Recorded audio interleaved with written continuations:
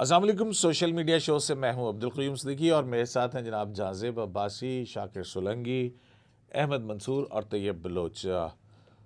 काफ़ी पेशरफ्त या सरगर्मियाँ हुई हैं इस हफ्ते के दौरान भी। एक तो जो सबसे बड़ी बात है वो ये है कि DGISPR की जो प्रेस कॉन्फ्रेंस है और फिर उस पर पाकिस्तान तहरीक इंसाफ की जानिब से रद्द-ए-अमल, और उस प्रेस कॉन्फ्रेंस में मेरे साथ अहमद मंसूर बैठे। इनका एक सवाल तो ये टॉपिक्स हैं, और दूसरा जो है वो हम कुछ देखेंगे कि ये रेंडर भी है हफ्ता दौरा जो है साल दौरा जो है, ये साल भी ख़त्म होने को जा रहा है। इस साल के अंदर क्या हुआ, और फिर 27 दिसंबर को बेनज़ीर भुट्टो शहीद की बरसी पर सदर आसिफ जरदारी का खिताब और बिलावल भुट्टो की बातें। तो इस सब चीज़ पे बात करते हैं और शुरू करते हैं अहमद मंसूर से कि अहमद मंसूर साहब, आपने वो जो सवाल पूछा था वो किस तनाजुर में पूछा? लोग बड़े पीछे मुस्कुरा भी रहे थे। तनाज़र यही है, ये जो ये मुज़ाकरात का चल रहा मुज़ाकरात है। चल रहे हैं, तो ज़ाहिर सी बात है मुज़ाकरात चल रहे हैं बज़ाहिर हुकूमत के और PTI के, लेकिन सब जानते हैं कि इन मुज़ाकरात का जो अल्टीमेट हदफ है हाँ। या जो डिमांड्स हैं जो PTI को चाहिए, वो किससे चाहिए? वो नून लीग से तो नहीं चाहिए, वो तो एस्टेब्लिशमेंट से चाहिए। वो ही पूरी कर सकती हैं बहुत सारे मामला, या जुडिशरी किसी वो थोड़ा हैदर शराजी और इमरान खान की भी एक ऑडियो जो है ना वो लीक हुई है, वो पुरानी है, कोई जब यानी अदालतों में पेश हो रहे थे हाँ तो बिल्कुल मुज़ाकरात के हवाले से उन्होंने कहा मुज़ाकरात के मुज़ाकरात हवाले तो से। उधर ही होंगे ना, इनके पास क्या है। इकोनॉमी पे जो बात कर रहे हाँ, चार्टर ऑफ इकोनॉमी अच्छा, पे। बड़े बड़े लीडर्स इसमें तमाम जो इवन हुकूमती जो नहीं, हल्के आप हैं, अपनी तरफ आए ना पहले। हाँ तो इन्होंने पहले तो आप बताएं सबने ना। यही कहा कि अडयाला में चल रहे हैं मुज़ाकरात, हाँ। असल डायरेक्ट इमरान खान के साथ, बाकी सारा ये दिखावा है, और उधर से जो रिजल्ट आएगा वो यही अनाउंस करेंगे। ठीक हो गया। और उसमें इमरान खान के साथ जब डायरेक्ट चल रहे हैं तो एस्टेब्लिशमेंट की तरफ से उनके कोई अफसर जो होंगे जो वो कर रहे हैं। मैंने यही बात पूछी DGISPR लेफ्टिनेंट जनरल अहमद शरीफ चौधरी साहब से, तो उनका जो जवाब था वो मेरे लिए बड़ा गैर मुतवक्को था। मुझे ये था कि मैं ये बात पूछूंगा कहूँगा तो वो बड़ा फ़ौरन डिनाई करेंगे और पूरा इस पे कहेंगे कि हमारे कोई मुज़ाकरा। उन्होंने बात यही की है कि हमारा सियासत से ताल्लुक़ नहीं है, हमारे लिए तमाम सियासी जमातें, तमाम लीडर्स एक बराबर हैं, कोई जो एक सरकारी मौक़िफ़ होता है लेकिन उन्होंने जो मुज़ाकराती अमल है सियासी जमातों का, उसको जब खुशाइन करार दिया और उससे तवक्कुआत का इजहार किया, तो उससे एक मैसेज मिल गया। मैं समझता हूँ कि उन्होंने इनडायरेक्टली जवाब दे दिया। एक तो उसको डिनाई नहीं किया, लेटर स्टेज पे कहीं भी देखें ये जो होते हैं ना पसे पर्दा मुज़ाकरात, ये आज नहीं कल आ जाते होते हैं। जैसे नवाज शरीफ के दौर में आपको याद होगा जब उनके ऊपर सख्तियां थी परवेज़ मुशर्रफ के साथ मामलात में, उनके भी तो चलते थे ना, वो ट्रैक 2 ट्रैक 3 डिप्लोमेसी तो चलते चलती रहते। तो रहती इसलिए है। मैं समझता हूँ कि ये कोई अचंभे की बात नहीं है, लेकिन जो सियासी मुज़ाकरात हैं उसकी अहमियत भी उन्होंने उजागर की है फौज ने। ये फौज का मैसेज है ना, DGISPR फौज के तर्जमान है। जाहिर है। तो उन्होंने ये कहा है कि भाई सियासतदान बैठे हैं खुशाइंद है, और हमें खुशी होगी कि ये सियासी जो मसाइल हैं, जो एक दूसरे के साथ इख्तलाफात की भी बात की, वो भी दूर कर लें बैठ के और इस इस्तेहकाम की बात करें। अच्छा, उसके बाद आज का दिन बड़ा अहम है। अगली बात में आता हूँ कि उस पर एक मेरे जहन में और नुक्ता भी है इसमें। आज का दिन इसलिए अहम है, इसमें रिएक्शन आया है, एक तो हुकूमत की तरफ से अता तारड़ का आया है, और एक खुद PTI का आया है। दोनों ने इन मुज़ाकरात को बहुत अहम करार दिया है और इसको सियासी इस्तेहकाम के लिए ज़रूरी करार दिया है। हाँ, तहरीक इंसाफ ने जो शुरू दिन से वारदात की कोशिश कर रही है कि इसकी अगर नाकामी मुज़ाकरात की होती है तो उसका मलबा हम पे ना आए, वो उन्होंने आज भी दोहराया है कि अगर ये कामयाब होते हैं या मुज़ाकरात नाकाम होते हैं, दोनों सूरतों में ये हुकूमत इसकी जिम्मेदार होगी। तो दूसरी तरफ 31 की डेडलाइन भी दे रहे हैं ना वो। 31 जनवरी, देखिए एक महीना बहुत होता है। देखें अगर रोज़ाना की बुनियाद पर नशिस्तें हो जाए, महीने में तो बड़े बड़े फैसले हो जाते हैं। तो मुज़ाकराती जो अमल है वो अब समझें कि उसकी बसात बिछ गई है। फ्री कैन के दरमियान जो बैकडोर राब्ते हुए होंगे उसमें ये चीज़ें तय हुई होंगी। अब तीनों फ्री कैन की तरफ से इन मुज़ाकरात के ऊपर एतमाद का इजहार आ गया है, हुकूमत की तरफ से भी, PTI की तरफ से भी, इमरान खान ने खुद तारीख दे दी, और एस्टेब्लिशमेंट जो मेन स्टेक होल्डर है उसकी तरफ से भी आ गया कि ये खुश आइंद है और बैठें और करें। तो इसका मतलब ये हुआ कि मुज़ाकरात की जो बिसात है ये वाकई एक सीरियस एफर्ट है। हाँ। अब DGISPR की जो प्रेस कॉन्फ्रेंस है, जो मैं समझा हूं, जो शायद आप भी अगर उसका पूरा जायजा लें तो आप इससे इत्तेफाक करेंगे, इसमें उन्होंने मुज़ाकरात के हवाले से एक चार्टर ऑफ डिमांड फौज ने भी दे दिया। इमरान खान के चार्टर ऑफ डिमांड की तो बात हो रही है ना, फौज ने भी दे दिया है। वो चार्टर ऑफ डिमांड क्या है? वो चार्टर ऑफ डिमांड ये है कि इन मुज़ाकरात में इमरान खान के लिए कोई वाज़े और बड़ा रिलीफ उसकी तवक्को नहीं करें। बिल्कुल नहीं। इन मुज़ाकरात के ज़रिए 9 मई 26 नवंबर इनके जो जेन्युइन मुजरम हैं और जो इसके मास्टरमाइंड हैं, जो भी, उनके लिए कोई बड़ा रिलीफ उसको इस तवक्को ना रखें। ये चीज़ें शामिल नहीं होनी चाहिए। यानी अगर अब जो 2 जनवरी को PTI चार्टर ऑफ डिमांड देगी, अगर उसमें ये दोनों चीज़ें वो शामिल करती है तो इधर से तो पहले ही इस बात को क्लियर कर दिया गया, तो फिर समझे कि ये उनके ऊपर चला जाएगा, बॉल उनके कोर्ट में है। तो फिर मेरे ज़हन में तो ये एक इसका बड़ा जो अहम पहलू है। हाँ, अच्छा, तो फिर मुज़ाकरात किस चीज़ पे होंगे? फिर ना ही समझें। नहीं, बड़े हैं जी मुज़ाकरात। बस ज़ाहिर है, देखें क्या? नहीं, अहमद ने बड़ा अहम पॉइंट उठाया है। बात यह है कि PTI के जो मुतालबात हैं, 3 मुतालबात, मेजर मुतालबात, इमरान खान की रिहाई, 9 मई की कमीशन, जुडिशल कमीशन, या 26 नवंबर का जुडिशल कमीशन, ये 3 मुतालबात तो इनके पूरे होने नहीं हैं।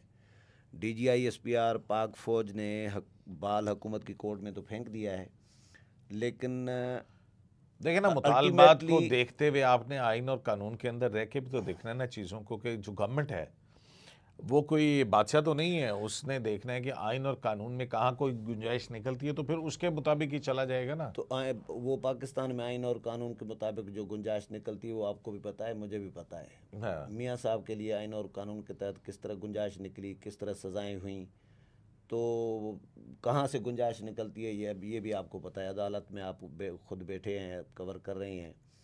असल तो कहीं और से गुंजाइश निकलती है, सीधी सी बात है। अदलिया तो बाद में मामला आता है ना। तो बात यह है कि मियां PTI साहब के लिए तो गुंजाइश निकली नहीं है, बल्कि अभी भी बंद की हुई है। उनको तो पॉलिटिक्स में आने ही नहीं दिया जा रहा। तो उनके लिए तो कहाँ हाँ, गुंजाइश? तो बात यह है कि जब तक पाक फ़ौज माफ़ नहीं करती। और दूसरा, आपने खुद सवाल उठाया था पिछले प्रोग्राम में कि भाई आप आम कारकुनों को सज़ा दे रहे हैं। अभी कितने बंदों को सज़ाएं आई? 105 हो गए ना। 105 बंदों को आपने सज़ा दे दी है। आपने खदीजा शाह को बिठाया हुआ है चीफ जस्टिस के साथ कमेटी में, जेलों की कमेटी में। नहीं, लेकिन वो नहीं, उसमें आप मिलिट्री कोर्ट सात ट्रायल और में तो नहीं है ना, वो 85 तो हुई हैं। चलो, ATA कोर्ट में चल रहा है ना आप उनका इमरान मामला खान तो। को रिहा कर देंगे। और भी बहुत सारे नहीं, लोगों चलो, का ATA में इमरान चल खान रहा को है रिहा मामला। कर देंगे तो फिर क्या तासुर देंगे? कौन सा इंसाफ है? आज ख्वाजा आसिफ ने भी क्लियर कहा है तो कि ये भाई बात तो जब ठीक तक है। मास्टरमाइंड को सज़ा नहीं होगी तब तक मुकम्मल इंसाफ नहीं होगा। और ये पिछले प्रेस रिलीज में भी DGISPR ने, ISPR के प्रेस रिलीज में भी था, जो वो उसके लिए फैज़ अमीन के लिए जो चार्जशीट जारी किया गया था, उसमें भी लिखा गया था कि जब तक मास्टरमाइंड को, असल मुजरमों को सज़ा नहीं होगी तब तक मुकम्मल इंसाफ नहीं होगा। तो लेकिन इमरान खान की, मास्टरमाइंड से मुराद क्या है? मास्टरमाइंड तो इमरान खान को ही समझा जा रहा है। तो और जो इमरान फैज़ खान हमीद के- को इमरान क्यों- खान है, फैज हमीद, दोनों हैं। फैज़ इमरान हमीद खान है, फैज़- हाँ, फैज़ हमीद को क्यों फैज़ पकड़ा? हमीद नहीं, 9 मई दोनों है ना, हाँ, तो दोनों तो साथ ही है ना। अच्छा, एक अहम जुमला मेरे सवाल के जवाब में और कहा, वो मैं समझता हूँ उसमें बहुत जवाब है हर चीज़ का। बाकी चीज़ें तो जो मैंने पहले बात की वही उन्होंने की हैं। एक जो जुमला है वो उस तरह हाईलाइट नहीं हुआ, लेकिन अब दोबारा अगर सुनेंगे तो वो सबको आएगा क्लियर कि जो मैं निशानदेही कर रहा हूँ। उन्होंने कहा कि किसी एक शख्स की मतलब आप ये DGISPR की ISPR प्रेस को कॉन्फ्रेंस प्रेस की बात कॉन्फ्रेंस में कर- मेरे मुज़ाकरात वाले सवाल पे उन्होंने हाँ। कहा कि किसी एक शख्स की इक़्तिदार की जो ख्वाहिश है हाँ। उसको नहीं पूरा कर सकते सारे बैठ के। बिल्कुल बिल्कुल, अब यकीन। ये बहुत ठीक है, बड़ा जुमला तो मतलब इन मुज़ाकरात में ये कि इमरान खान को इक़्तिदार वापस मिल जाए, ये कहानी नहीं है। नहीं, लेकिन फिर इससे यही बनेगा कि जी मुज़ाकरात हो रहे थे, लेकिन जो आपने पिछली मर्तबा कहा था कि इसकी नाकामी का मलबा जो है एस्टेब्लिशमेंट पर डाल दिया जाएगा, एस्टैब्लिशमेंट तो इस ये तो बड़ा ओपन वो हो गया सारी सूरत। इस बात को मैं आपको यूं कहूं कि जो DG साहब ने ये बात की है, ये बात पब्लिकली चल भी रही है। और ख़ासकर ये कहा जा रहा है कि यहाँ तक जो हुकूमत है या PMLN के अंदर ये बात हुई, अब अल्लाह नोज़ बेटर एक चीज़ें पहुँची है कि ये हकीकत है या वो है। उसमें ये था कि जो मियाँ साहब ने, बड़े मियाँ साहब है मियाँ मोहम्मद नवाज शरीफ, उन्होंने अपने छोटे भाई शहबाज शरीफ को कहा कि आप डायलाग में इंगेज हूँ, अगर उसके लिए हमें हुकूमत से भी साइड पे होना पड़े तो कोई इतना बड़ा नहीं है, हम हो जाएंगे। ये मतलब वो है। तो ये कहाँ बात हो रही है? ये बात मतलब ये बात मुझ तक पहुंची है। अब मैं यही कह रहा हूँ कि कितनी सच है कितनी झूठ है मैं नहीं कह सकता, लेकिन जो डीजी साहब ने ये बात की है, मैं अगर उस रेफरेंस में इसको देखूँ कि खान की तो ये ख्वाहिश है अभी भी कि वो फितना इंतशार हो या प्यार मोहब्बत हो, डायलाग हो या इंतशार हो, वो तो इक़्तिदार चाहता है। उसके लिए वो मुल्क को झोंक सकता है, इंस्टॉलेशन पे अटैक कर सकता है, कुछ भी कर सकता है। अब भी उसका मेन मुद्दा मकसद इंतशार, अच्छा सॉरी इक़्तिदार।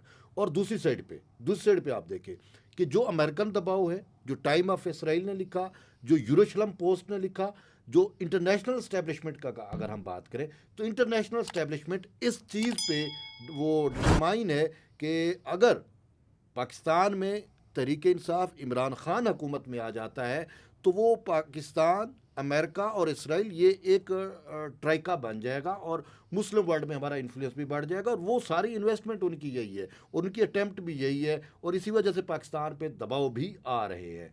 तो ये खान की जो ख्वाहिश भी है, और उनके ऊपर जो मास्टरमाइंड बैठे हुए हैं जिनकी ये कठपुतली है, तो वो भी यही चाहते हैं। तो ये DGISPR का ये कहना कि इक़्तिदार की ख्वाहिश पे ऐसा नहीं, वो नहीं होगा, तो ये उस जुमले में देखा जाए। मैं इसमें एक और जो चीज़ है सदीकी साहब, चार्टर ऑफ डिमांड की अगर बात करें तो जो सोशल मीडिया का पूरा नेटवर्क है PTI का, उसको भी बड़ा क्लियरली कहा कि उससे भी डिसऑन अपने आप को करे PTI की आदत।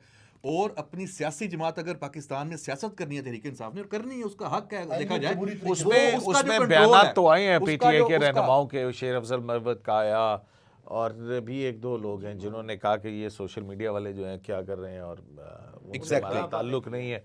और फिर ये बिलखुसूस मोहित पीरज़ादा के हवाले से भी तो आजकल ट्विटर पे वो मारखोर और देखें ISI ने खुल के जब तस्लीम कर लिया। देखें मारखोर ट्वीट्स एक अकाउंट है, और उसने ये जो दावा किया, और उसको तलत हुसैन ने बताया, गवाही दी उसकी कि ये ISI का गैर रस्मी तर्जमान है अकाउंट। तो उस अकाउंट से मोहित पीरज़ादा और इन जैसे लोगों की जो अभी कच्चा चट्टा सामने आ रहा है सदीकी साहब, कि इस मुल्क का जो पैसा कैसे मोहित पीरज़ादा को कौन नहीं जानता था यार, तोहफों पे हम लोगों ने खर्च किया, कैसे तोहफों पे हम लोगों ने खर्च किया। इसमें खुशाइन बात यह है कि इस बात पे अब शर्मिंदा हुआ जा रहा है, अपनी गलती तस्लीम की जा रही है।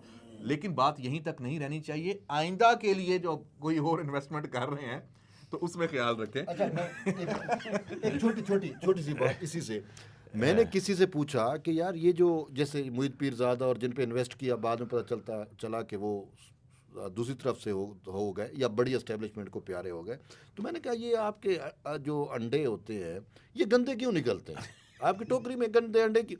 उनने कहा बाबा गंदे होते हैं तो हमारे इस्तेमाल में आते हैं ना, अच्छा तो नहीं इस्तेमाल में आते। ISPR की जो प्रेस कॉन्फ्रेंस है उसमें एक पॉइंट जो उन्होंने बयान किया, जो हालिया दहशतगर्दी का जिम्मेदार उन्होंने PTI को करार दिया है, ये पॉइंट मेरी नज़र में ये काफ़ी कमज़ोर दलील मुझे लगती है।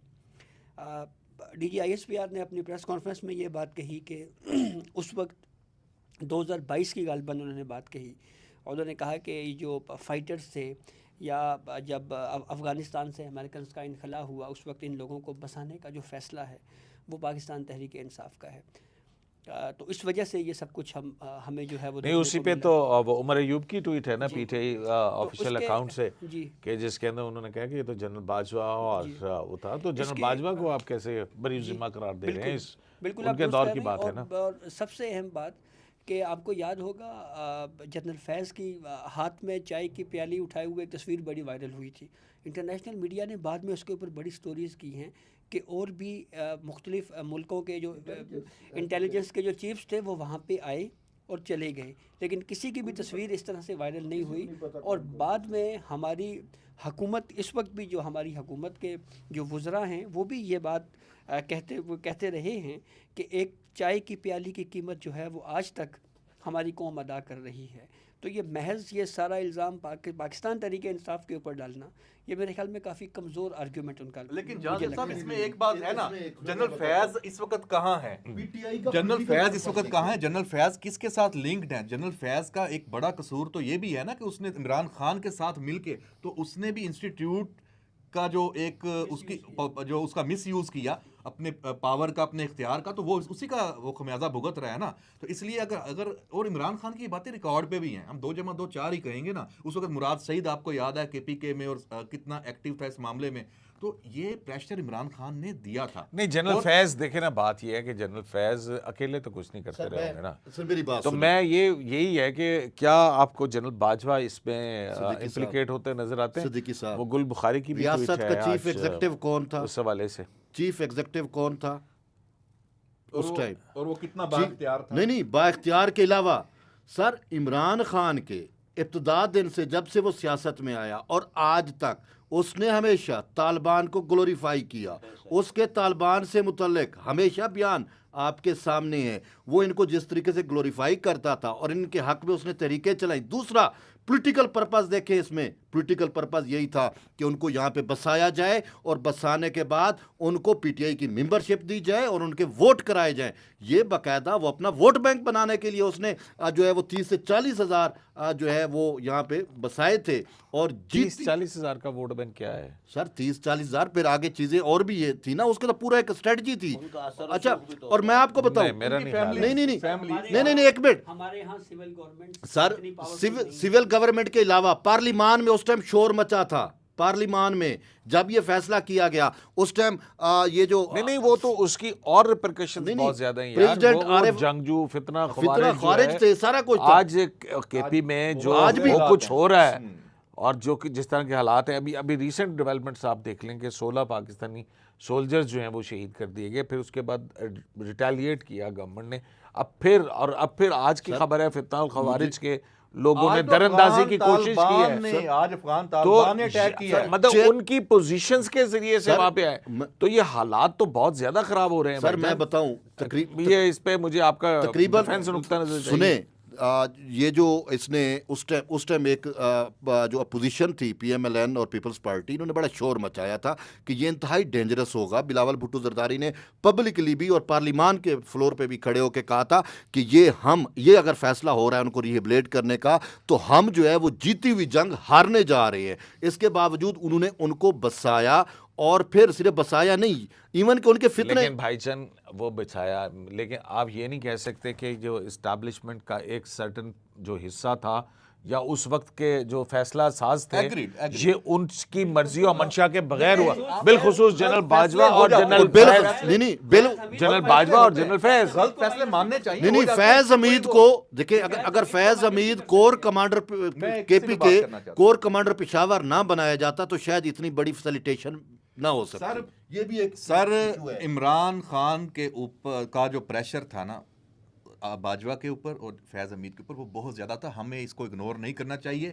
इसकी एक एग्जांपल पॉलिटिकल लीडरशिप को जिस तरह इंतकाम का निशाना बनाया जाता था, केसेस थे, इमरान कहता था और फैज़ हमीद उसको उस पर अमल करता था। हाँ। मुझे खुद मतलब मेरे पास ये इन्फॉर्मेशन है कि अब खुर्शीद शाह के ऊपर ये सारे केसेस बने तो इमरान खान कैबिनेट में बैठ के ये बातें करता था, और बाद में अब जो जनरल फैज़ है उसका ताल्लुक था खुर्शीद शाह के साथ अच्छा खासा। उसने ये खुद कहा कि जनाब मैं मजबूर हो गया था, मुझे इमरान खान का प्रेशर था, वरना ये मैंने आपको ये नहीं किया। वो तो यानी बशीर मेमन ने जो कहा था कि इमरान खान ये हाँ। डिमांड करता था कि इसकी नहीं, तो फिर ये होना ये चाहिए जो- ना कि ये जो खवारिज फैसले या हैं ना, फितना जो इंतशार है, ये उसके जिम्मेदार कौन है फिर वो? और अगर वो जिम्मेदारान हैं इस्टेब्लिशमेंट के, वो फैसला साज जिनमें जनरल बाजवा है, फैज़ हमीद है और इमरान खान है, भी जिम्मेदार है। ठीक है ना, तो फिर ये देखें, सिर्फ आप फिर यहाँ दो पे क्यों आपकी और बात तीसरा जहाँ से किधर भाई है? की बात बिल्कुल ठीक है, जिम्मेदार तीसरा सिर्फ इमरान missing नहीं है, इसके जिम्मेदार यकीनन फैसला मैं ये साज नहीं कह रहा हाँ, कि सिर्फ, मैं कह रहा हूँ कि ये तीनों जिम्मेदार हैं। हाँ बिल्कुल है, नो मतलब आप ये ना कहें कि जी सिर्फ वाला कहानी मुख्तलिफ है। लेकिन आप देखें जब आप इस स्टेज पे बैठे होते हैं ना, तो आपके जो फैसले होते हैं ना इन गुड फेथ, वो गलत भी हो जाएं तो उसकी एक आपको मिलती है पोजीशन, ठीक है ना, वो कीमत मिलती है, ये होता है। फिर आप चले जाएं पीछे अफगान जहाज से ले लें, कितना बड़ा गलत फैसला था, आज भुगत रहे हैं। फिर आप मुशर्रफ के दौर के इकदामात ले लें, तो ये तो फिर एक फिर इसको सिलसिला है। correct भी किया। देखो, करेक्ट, असल बात, yes this is the point. तीन बंदे आप नॉमिनेट कर रहे हैं, सिंपल सी बात है, इमरान खान, जनरल फैज और जनरल बाजवा साहब, ठीक है। ये तीन उस टाइम के जो मेन रिस्पॉन्सिबिलिटी तो चीफ एग्जीक्यूटिव पे बनती है, ठीक है। वो था पावर में ना था, उसकी बात सुनी जाती नहीं, ये अलग बैठ है। लेकिन अब जनरल फैज कोर कमांडर बना और वहाँ पे कोई 21 चेक पोस्ट थी सुना है कि वो मिनिमाइज़ की गई और उनको आने दिया गया और उनको रिहेबिलेट किया गया। फैज़ के कोर कमांडर बनने के दौरान भी बहुत सारी चीज़ें रिहेबिलेशन हुई। एक दूसरा, बाजवा साहब को अदराक हो गया था, बाजवा साहब को अदराक हो गया और अदराक हुआ तो फिर उन्होंने उसको उठा के तो बहावलपुर वाली साइड पे ट्रांसफ़र भी कर दिया, ठीक। और फिर उनसे जो गलतियां हुई उन्होंने उन गलतियों को विद इन इंस्टीट्यूशन भी सुधारा। मेरी इन्फॉर्मेशन के मुताबिक कोर कमांडर कॉन्फ्रेंस हुई थी और कोर कमांडर कॉन्फ्रेंस में बाकी जो कमांडर्स थे उन्होंने बाजवा साहब को जो है बड़ी उनकी क्लास ली थी, कहा था ये क्या हो रहा है, ये चीज़ें। तो उन्होंने कहा कि ये तो जनरल फैज़ कर रहे हैं। उसने कहा फिर आर्मी चीफ तो आप हो, रिस्पॉन्सिबल तो आप हो, आप हमें जवाब दो।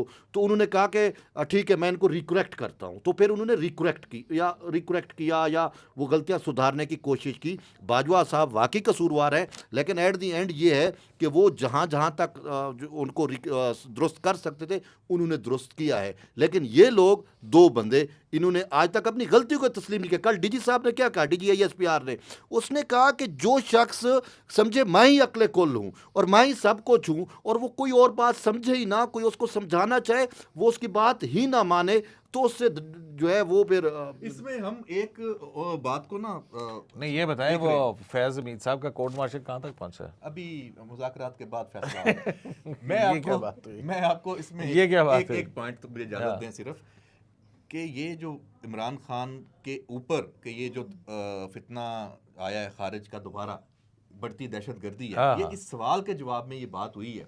तो उसमें इमरान खान ने अडयाला में ये गुफ्तगू करते हुए, लीमा खान भी आई बाहर, उसने जो स्ट्राइक्स पाकिस्तान ने की अफगानिस्तान में उसकी मजम्मत की, उसको गलत करार दिया। तो उसके जवाब में कि भाई ये तो लेकिन उन 16 शोहदा की जो है वो नहीं और की। उनकी जो नहीं, इन्फिल्ट्रेशन yes। और वो जो यहाँ पे दहशतगर्दी की कर रहे हैं उसकी कभी को मजम्मत कभी आई नहीं है? की। तो DGSPR ने ये नहीं कहा कि सिर्फ इमरान खान से, उन्होंने कहा कि जो गलत फैसले थे उसको करेक्ट किया, जैसे तैयब बलोच साहब कह रहे हैं।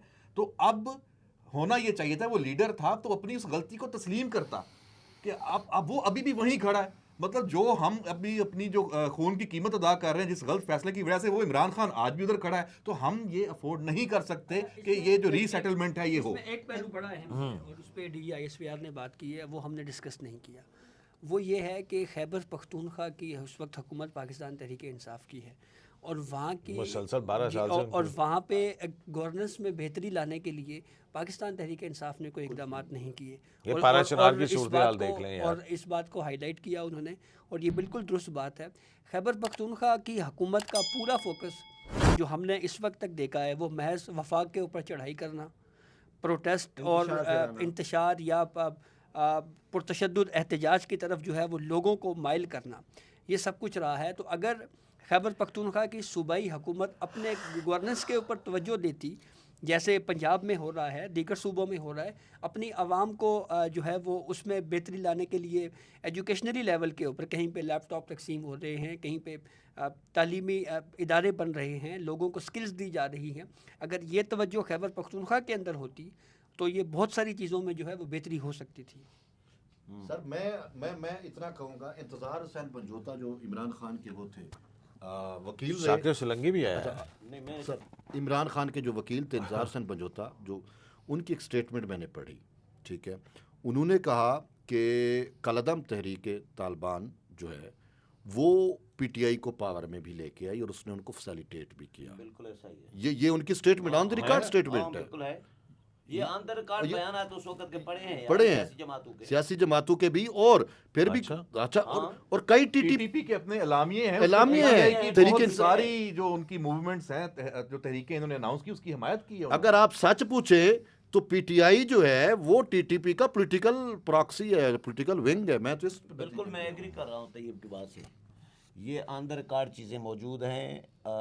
आपने 2013 के इंतखाबात भी देखे, 2018 के इंतखाबात भी देखे। गुलामी की किन पे जंजीरें हमले हो रहे थे? ANP हमले किन पे हो रहे थे? को कैंपेन करने की इजाजत नहीं थी। भाई पीपल्स पार्टी को पीपल्स पार्टी कैंपेन करने की खैबर इजाजत पख्तूनख्वा नहीं में। थी। PUI निशाना बनी। जी, जो लिबरल फोर्सेस थी उनको कैंपेन करने की इजाजत नहीं थी। धमाके होते थे, टारगेट होते PTI थे के वो। अलावा मौलाना फजल रहमान पर यार हमले वो किए गए। सवात के अंदर क्या कुछ होता रहा वहाँ पे जो है मौलाना और ये- फजल रहमान पे खुद पे भी हमले किए गए, गफूर हैदरी पे खुदकुश हमला किया गया, ये हुए हैं ना वो 2018 के इंतखाबात के दिनों हाँ, में। बिल्कुल हुए। तो ये पीटीआई के लिए रास्ता साफ कर रहे थे ना उस वक्त। तो हमने ये तबसरे और ये डिस्कशन मुसलसल करते रहे कि भाई पीटीआई के लिए एक स्पेस क्रिएट किया जा रहा है केपीके में स्पेशली, और मौलाना फजल रहमान को माइनस करने की कोशिश की जा रही है। और जो किया है मौलाना फजल रहमान एएनपी तो वो और टीटीपी आज के देखें वो उसका टीटीपी के जरिए आउटफॉल किया क्या है। हो रहा है। और आज हमदर्दियां टीटीपी के लिए कर रही हैं। अमन ने जिस तरह बताया कि अलीमा खान उधर से मिल के आई है और कहती है कि खान साहब ने बड़ा दुख का इजहार किया है जो अफगानिस्तान में खवारिज पर हमला किया गया है। भाई जिस तरह आपने कहा कि भाई 16 इधर हमारे शहीद हुए हैं, तो उनका तो कभी आपने अफसोस नहीं किया। जो इधर फौजी शहीद हो रहे हैं उन पे तो कभी मजम्मत नहीं की। अब तो मैं एक पोस्ट पढ़ी, मैं स्क्रीनशॉट मैंने लिख के रखा हुआ है फेसबुक पे, पीटीआई जाहिर है पीटीआई का ही होगा। नहीं, पीटीआई का होगा, ये आप कैसे कह सकते हैं? फेक भी तो हो सकता है। एक मुझे नहीं, जब तक उनके कोई नहीं, ऑफिशियल फौज के ऑफिशियल खिलाफ अकाउंट से एक कोई बात नहीं। बताएं, देखिए मेरी बात इस वक्त फौज के खिलाफ देखें- कैंपेन कहां से चल रही है? देखें पीटीआई के ऑफिशियल अकाउंट से अगर कोई चीज चलो है टीटीपी का होगा, या इमरान खान के, चलो पीटीआई का नहीं होगा, नहीं, टीटीपी का होगा। नहीं नहीं नहीं, उनका भी अगर ऑफिशियल है तो फिर नहीं बात आप सुने ऐसे ना। नहीं, ऐसे नहीं, ऐसे चलो नहीं। लेकिन फौज के खिलाफ जो शहीद हो रहे हैं उनके खिलाफ किसने, शोहदा की बेहुरमती किसने की, शोहदा के यादगारों की? तो आप कड़ियां जब मिलाएंगे ना तो रास्ता तो उस तरफ ही जा रहा है ना। तो हम तो यही समझेंगे ना कि ये पीटीआई का होगा या टीटीपी का होगा। इस तरह की जब कैंपेन चलाई जाए तो ये तो इंतहा है ना यार। आप खवारिज के खिलाफ कोई बयान नहीं दे रहे। आपने नेटो वाले दिनों में भी तालिबान के हक में आपने रैलियां निकाली थी। इमरान खान ने जब अपोजिशन में हुआ करता था, हमेशा इमरान खान ने नरम गोशा रखा है टीटीपी के बारे में।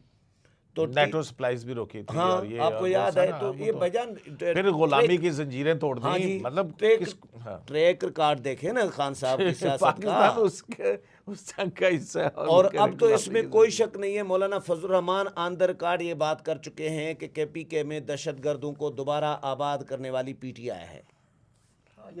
दोबारा आबाद करने वाले ये लोग हैं। अब उसमें जाहिर है फैज़ और उसको तो माइनस नहीं किया जा सकता जनरल। अच्छा ये बताएं ना जरदारी साहब जरदारी या साहब, केसेस भी हैं। ये देखें अगले साल वो के रिचर्ड ग्रेन क्या है, वो गर्नेल है क्या है वो यार। दफा करो सर, उसका इतना लेवल ही नहीं है कि हम उसको डिस्कस करें, तो छोड़े। अब वो आजफ जरदारी साहब ने क्या कहा, ये बैलिस्टिक मिसाइल और उसके सर, ऊपर देखिए, पाबंदियां अमेरिकन हाँ। शिफ्ट पे जो सर जरदारी बीबी साहब भुट्टो की जरदारी साहब ने बड़ी बात की। 27 दिसंबर को गड़ी खुदा बख्श में शोदा के मज़ारों पे खड़े होके जरदारी साहब ने एक मिसाल दी। उसने कहा कि एक वक्त था जब नादिर बर सग़ीर पे हमले किया करता था। नादिर ईरान का शहनशाह या बादशाह जो था, नादिर शाह जो है वो जब अटैक करता था तो उस टाइम जो है वो बुज़ुर्गों को भाई हमारे ये कहा जाता था कि जी नादिर आ रहा है, नादिर आ रहा है, नादिर आ रहा है। तो हमारे बुज़ुर्ग कहते थे कि अगर वो नादिर है तो फिर कादिर भी कादिर है। तो फिर उन्होंने कहा कि अगर सुपर पावर अमेरिका है तो फिर हम तो मुसलमान हैं और हमारा तो ये यकीन है कि असल सुपर पावर तो मौला की ज़ात है और दुनिया भी यही मानती है कि सुपर पावर मौला है। तो हमें इनसे नहीं डरना चाहिए। मुश्किल हालात हैं लेकिन हम इन हालात से मुल्क को निकाल लेंगे। और ये उनका एक वाज़ेह मैसेज था। और उन्होंने कहा कि आप एतमाद रखें अपनी हुकूमत पे, हम पे, और हम जो है वो चीज़ों को सॉल्व कर रहे हैं।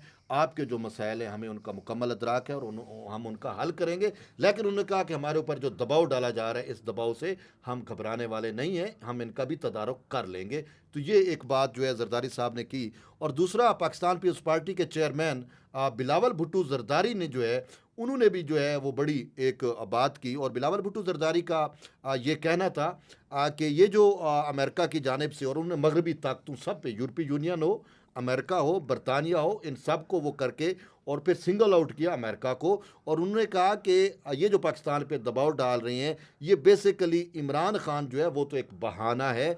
और पाकिस्तान के जो एटमी असासे हैं, पाकिस्तान का जो न्यूक्लियर प्रोग्राम है, जैसे बैलिस्टिक मिसाइल पे पाबंदियाँ लगी, तो उन्होंने कहा ये जो है असल निशाने पे हैं। तो उन्होंने कहा कि हम इसका भी जो है वो तदारुक करेंगे। तो ये एक वाज़ेह मैसेज जो है वो पीपल्स पार्टी की जो मेन क़ियादत है उसकी जानिब से अमेरिका और मगरबी दबाव के ऊपर ये दिया गया है कि घबराने की ज़रूरत नहीं है। और जो है हमें असल इमरान खान तो एक छोटा सा बहाना है, मेन इमरान खान, लेकिन असल हमारे यो बैलिस्टिक मिसाइल हैं। और उसने तो ये कहा कि बैलिस्टिक टेक्नोलॉजी, भुट्टो शहीद ने एटमी टेक्नोलॉजी पाकिस्तान को दी थी और बीबी शहीद ने बैलिस्टिक मिसाइल, ये मिसाइल वाली टेक्नोलॉजी दी थी, और इन्हीं को निशाना बनाया जा रहा है, लेकिन हम ऐसा नहीं होने देंगे। तो ये वाज़ेह तौर पे उनकी जानिब से ये मौक़िफ़ जो है इख्तियार किया गया। अच्छा अच्छा, तो पता लगा। हाँ, 2025 आ रहा है जनाब, अगला शो हाँ। ये हमारा मेरे ख्याल आखिरी होगा 2024 का। बिल्कुल, शुरू भी तो 2024 में किया आपने कौन सा 1995 से आ रहे हैं। 2025 की अगर जुडिशरी की बात तवक्कुआत करें, क्या है, कहाँ खड़ा देख रहे हैं 2025 कैसा होगा? 26वीं आईनी तरमीम डिसाइड हो जाएगी, वो जनवरी के डिसाइड हो जाएगी किसके हक में? उड़ जाएगी, खत्म हो जाएगी, पार्लियामेंट का लदम करार दे देगी, देखें आईनी बेंच अदालत वो ज़्यादा कर से देगा, ज़्यादा क्या करेंगे? देखें ज़्यादा से ज़्यादा किसी को शिकायत तो ये हो सकती है कि जी वो सुप्रीम कोर्ट में कोई सियासी बयानियाँ नहीं मिल रहे, ना ठीक है। उसके अलावा तो आम आदमी के केसेस तो सुने जा रहे हैं। तो 26वीं तरमीम ठीक है, और वो पार्लियामेंट ने 2/3 अक्सरियत से की है।